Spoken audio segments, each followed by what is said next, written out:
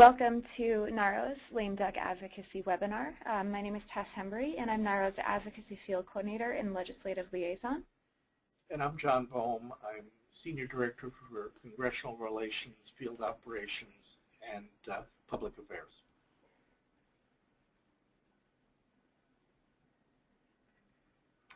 Today, we're going to talk about the election results from the election that happened on Tuesday, November 4th, 2014. We'll walk you through what the lame duck session of Congress is. We'll talk about the legislative issues that are likely to come up during the lame duck session. And we'll talk about advocacy efforts that we should be taking during the lame duck session. So the election results. This is accurate as of 11 a.m. today, Friday, November 7th.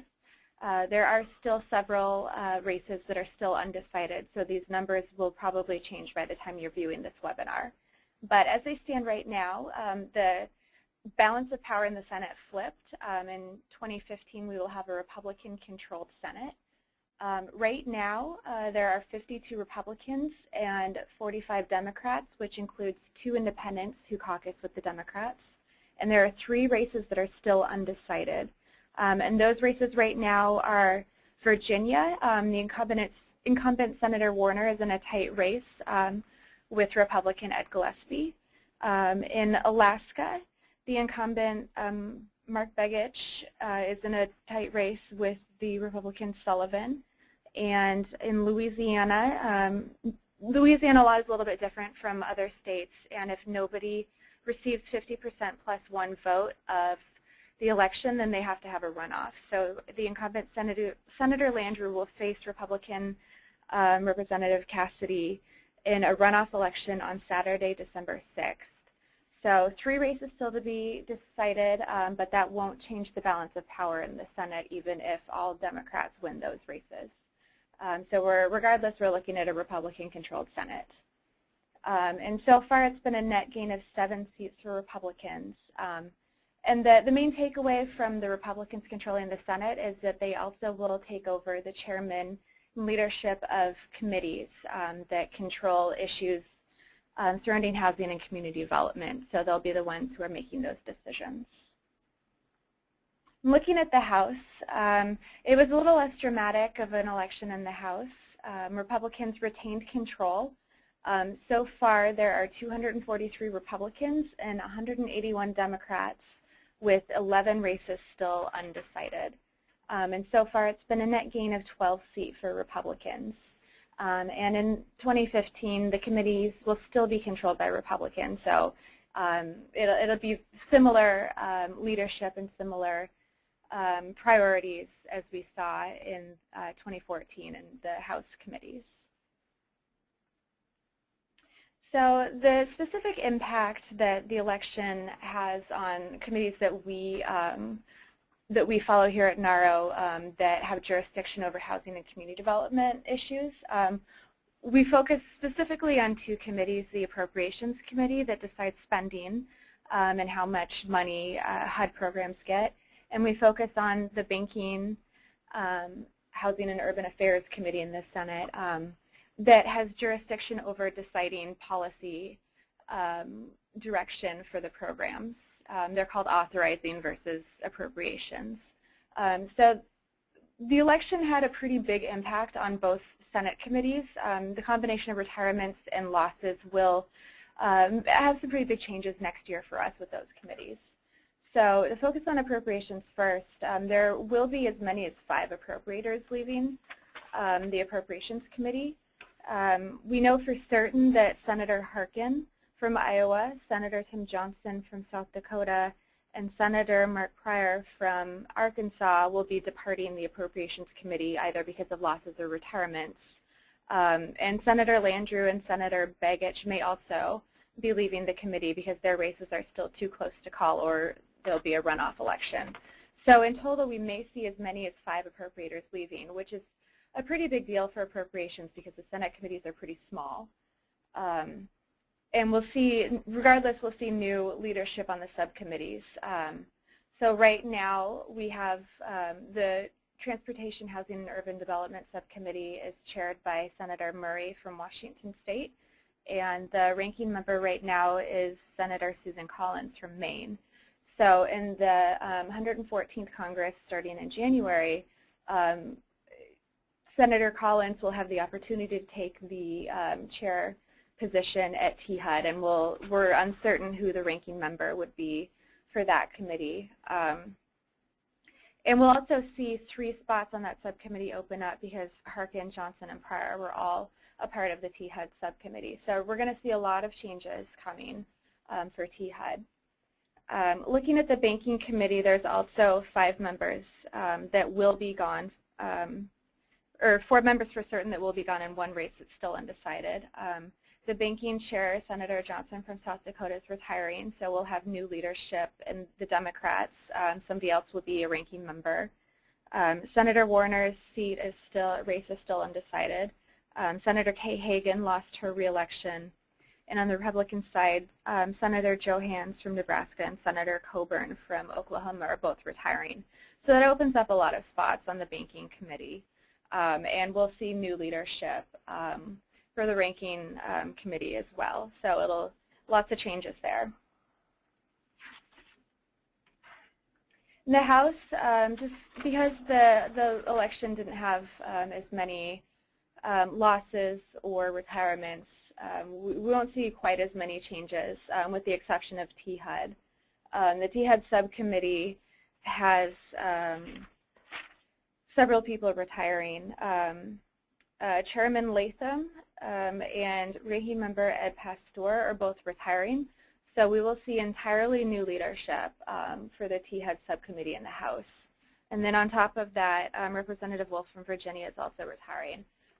So given the small number of members on the House THUD subcommittee, it's going to look very, very different in 2015. The Financial Services Committee is the authorizing committee in the House, and there weren't a lot of changes to that committee. There's a handful of retirements, but for the most part, the committee's more than likely going to look pretty much the same as it does now, although the chair could be challenged, so it'll be interesting to see how that plays out when they do committee elections in February. So moving on from the election, talk about what the lame duck session really is. So let's talk about that. Technically, the lame duck is the time between the election and the swearing in of a new Congress. Now that is a little deceiving because it doesn't really last that long. Congress will be coming back to Washington beginning next week, Monday, November 10th, but actually starting to work after the Veterans Day holiday on Thursday, November 13th. In fact, there is a hearing for the Assistant Secretary for Public and Indian Housing, Lourdes Castro Ramirez, a member of NAHRO, on Thursday at 11 o'clock, and we've sent out a direct news on that for you, so please take a look at that. You'll be able to watch that nomination hearing as it will be webcast by the committee. But it is the time between the election process and the swearing in of the new Congress. Our expectation is, and a point of demarcation, is that the current CR ends on December 11th, and it's unclear whether Congress will still work after that and still have business to conclude after that, December 11th, and or whether they're expeditious in getting an appropriation for 2015 for the federal government even before December 11th. But December 11th is the date, last day of the current continuing resolution. So it's what we will be using as a tentative yardstick for how long they will be here and how long the lame duck will be in session.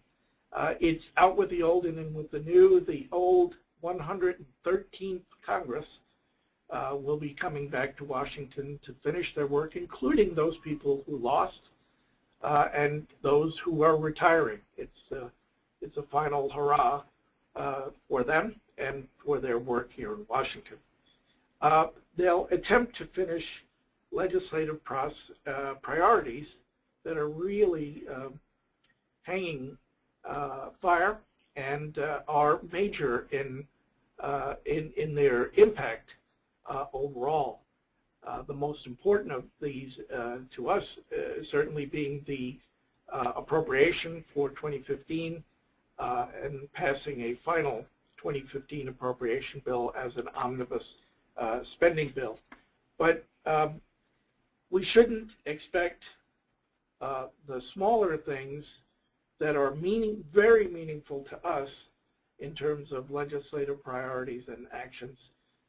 This is a limited work period, and they will be taking on major legislative priorities and probably holding over other things that would also be important to us to the next Congress. So what are those expectations?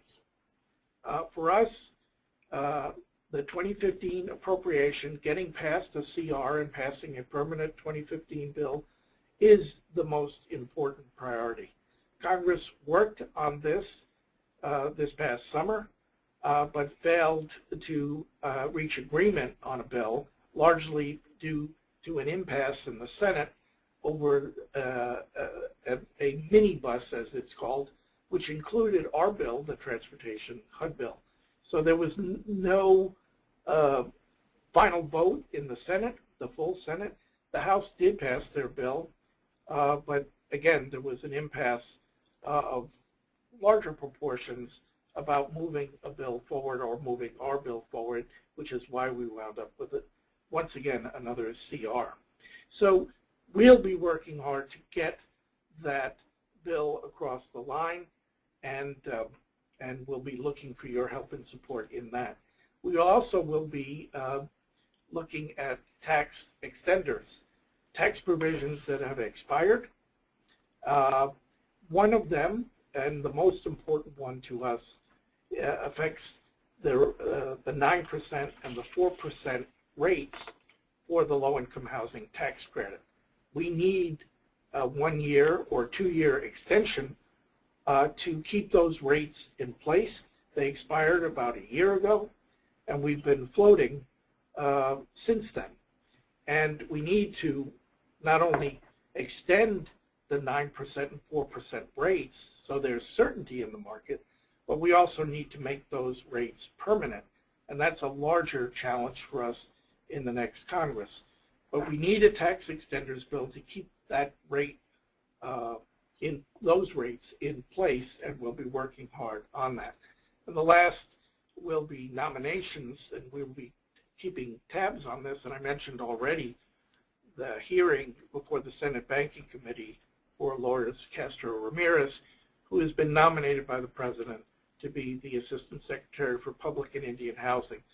She will have her hearing on Thursday, as I said, but it is anyone's guess after that whether or when the Senate, the full Senate, will vote on her nomination, which has to happen.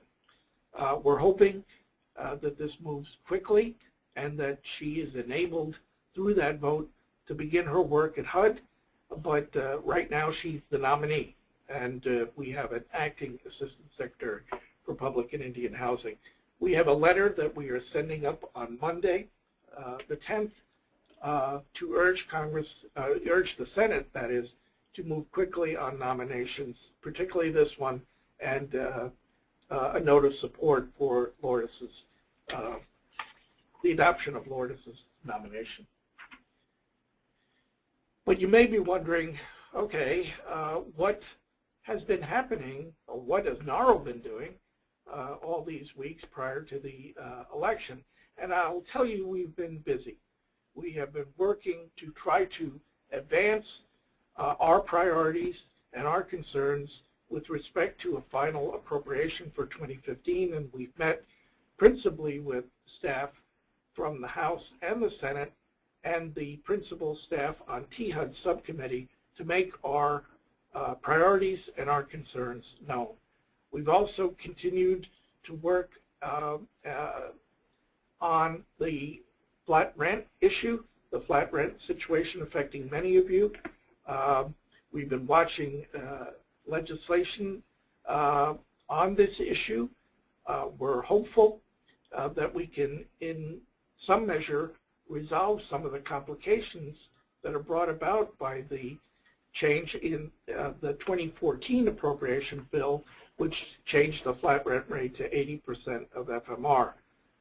We know that this is a problem, and we've been working on it, and we're hopeful still that maybe some language can get into the 2015 omnibus spending bill, and we're working on that as well. Tax extenders we've already covered. We've been very active here, and one of the reasons for that is to make sure that when people think about the low-income housing tax credit, they think about the good work that you've been doing using the credit. So we've together, Tess, myself, Emily Pazzi, and Sylvia Jimenez, we have been working to try to get those stories out, those good news stories about how you've used low-income housing tax credits and how they have benefited vulnerable populations. We've also been working on our Small Housing Authority Reform Proposal, SHARP, along with our colleagues at VADA, and we've been working principally to get a sponsor for the SHARP bill in line and in place prior to the new Congress being seated. We fully expect that SHARP will be reintroduced in the Senate. We've not had a SHARP sponsor in the House, but we're working hard and have been these past several weeks to try to make that happen in the House. And more news to follow on that. And last, there has been a piece of legislation introduced in the House to expand MTW by 10 slots for housing authorities with 10,000 units or more. MTW expansion is something that has been a focal point for the Financial Services Committee on the House side, and we've been working with staff not only in the context of the bill that has been introduced, but we've had conversations about MTW expansion going forward into the next session and any new legislation they may come up with. On all of these, except for the appropriations bill and the extenders, the legislation that we've been following on your behalf is likely to be carried over into the next Congress, and as Tess and I have pointed out, hopefully we'll have a 2015 appropriation and a tax extenders bill before the lame duck leaves town. And with that, I'll give it back to Tess. So we've been doing good work out here, but we need your help to make sure that we can push, especially appropriations, through to the finish line. Like John said, we have a pretty short time period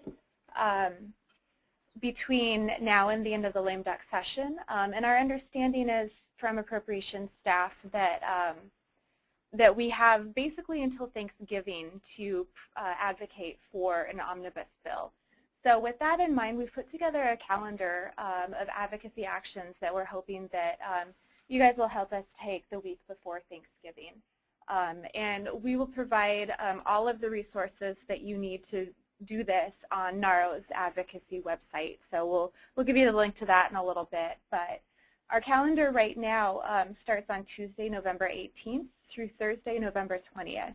And we want to bombard the Hill with messages about the omnibus bill.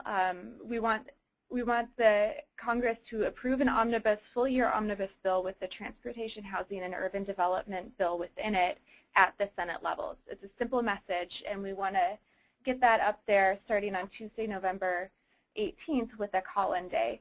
So we'll provide you with a script, so it'll be very easy for you to call all of your members of Congress and tell them to approve an omnibus with THUD at Senate levels.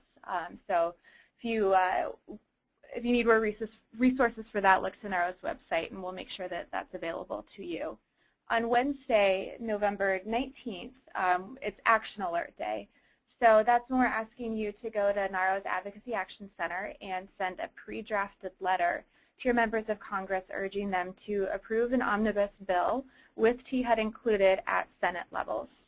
And then Thursday is Social Media Day, and we'll provide a sample tweet to you that says to approve the omnibus with THUD at Senate levels, and we'll give you all of the Twitter handles for your members of Congress so you can directly tag them in your tweet to make sure that they see that tweet. So between a call-in day, a letter to your members of Congress, and through social media, we think that we will get the attention of legislators and let them know that we need an omnibus with THUD included at Senate levels. So like I mentioned, we'll have a script available, and that's going to be available at NAHRO.org/Congressional District Contact. And it's pretty easy to find these links on NAHRO's webpage. It's all under the Congressional Relations tab on NAHRO's website. So if you're looking for that, it's a simple way to navigate there, or you can just type in the direct URL that's up on the screen right now. And like I said, we're trying to get members of Congress to pass an omnibus with THUD included at Senate levels. The action alert, if you go to NAHRO.org/NAHRO Advocacy, there's a really simple way for you to plug in your address. You can edit a pre-written letter and send it. It takes a couple minutes, and it's a really great way to let your members of Congress know that you're concerned about an issue.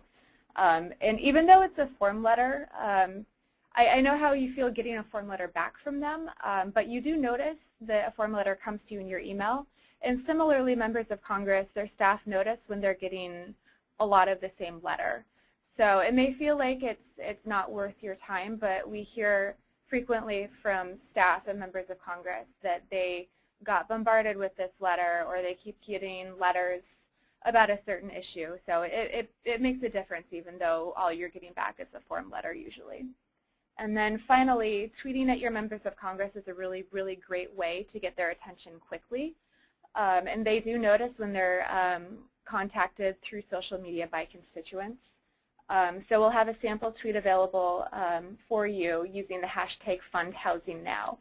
And if you need any more information about any of these advocacy steps we're asking you to take, go to NAHRO.org's Congressional District Contact page, and we'll have very detailed information about all of these steps we're asking you to take. And after Thanksgiving, we're not exactly sure what the political landscape is going to look like. It's entirely possible that they will have decided by that point either to do an omnibus with THUD included or without THUD included, or they may have decided to do a CR. So we're just going to have to wait and see what our advocacy actions should be after Thanksgiving. But please make sure to pay attention to the emails that you receive from us, and watch for new action alerts on the Advocacy Action Center where those pre-drafted messages are, because we'll update that as things change, and at the very least we'll need you to be sending letters to your members of Congress. So we'll keep you as updated as possible, but beyond Thanksgiving, it's more of a wait and see. So for the tax extenders bill, we're taking a little bit different approach than we are with the omnibus. As John mentioned, the low-income housing fixed rate credits expired in December of 2013. So the fixed 9% and the fixed 4% expired and have not been renewed. And they're part of a larger tax extenders debate. Many tax credits expired at the end of 2013, and it's part of a larger debate about what should be included, whether things should be made permanent. And our understanding is that there has been a compromise that has either been reached or is close to being reached between the House and the Senate on this. So we're taking a different approach with this, and we're hoping to focus on media for our advocacy efforts for the LIHTC. We're going to do a LIHTC Media Day on Tuesday, November 25th, which is the Tuesday before Thanksgiving. We think there's a good chance that members of Congress may be home or coming home that week for Thanksgiving, and will have maybe be paying attention more to local media than they might if they were in Washington. And if you would like to participate in that, we're looking for examples of LIHTC projects in communities so that we can share those with the media to make sure that members of Congress know how successful and how important that tax credit is in getting affordable housing built in communities.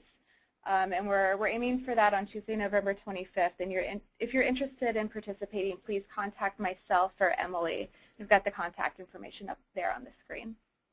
I wanted to add on this point that we work always, and where we can, and where we're in alignment with coalitions here in Washington. One of those coalitions is the so-called Action Coalition that has been very active in the fight to extend the 9% and the 4% rates and to make them permanent. These coalitions help us to help you. They add strength to the things we can do here, and they add numbers to the number of people fighting for the same things that we do. So it is within the context of that Action Coalition we will be working with them. They put out some press releases and sign-on letters and information that's useful to you. Tess and I will pass that information along during the lame duck as it meets our needs and helps you. But I did want to mention the importance of coalitions here, and this one in particular, where we, as a member of the steering committee of the Action Coalition, have been very, very active. And if you still want to support the LIHTC extension but don't necessarily have a story to share with your local media, we do have an action alert right now up on NAHRO's Advocacy Action Center that you can send. So make sure to do that if you don't have a story that you necessarily would want to get out into the media. So just to walk you through some of the resources we've got available to you for lame duck advocacy. Like I mentioned, the Congressional District Contact page is a place for you to find all sorts of things. We've got an Advocacy 101 and Appropriations 101 webinar that takes you through the basics of how to be an effective advocate and the very basics about the budget and appropriations process. It's a pretty complex process if you haven't been walked through it before. We also have an advocacy toolkit, and that's where I'm going to be putting all of the instructions for the lame duck advocacy push for appropriations and other tools that I think will be helpful for you to have during the lame duck. So make sure to use that as your home base for lame duck advocacy, and we'll make sure that that's updated with everything that you will need. Additionally, the Advocacy Action Center is a place that you should be checking frequently. We will be updating the letters that you should be sending to Congress as events change here in Washington. So make sure that you're looking probably weekly, if not more, and make sure that you're not only sending letters to your members of Congress, but making sure that your colleagues are as well. And finally, the Legislative and Regulatory Agenda page under the Congressional Relations tab is a really great resource if you're looking for more information about NAHRO's positions or program information or funding recommendations. We've got all of that up there for you. One last point on this slide that I would mention. We have been, during these last several weeks, working with our members, working with state chapters on the mega issue generally referred to as regulatory reform.